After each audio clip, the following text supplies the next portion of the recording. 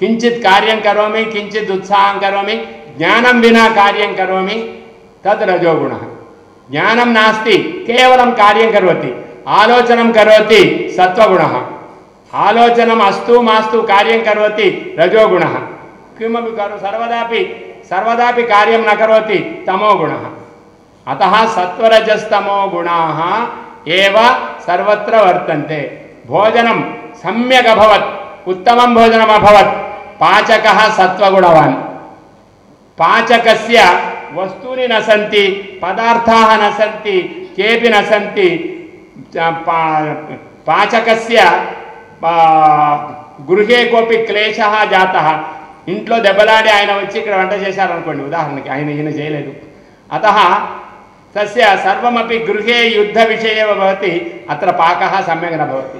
पाकोऽपि उत्तमः अभवत् रुचिकरः पाकः श्रद्धया पाकः अभवत् तत् सत्त्वगुणः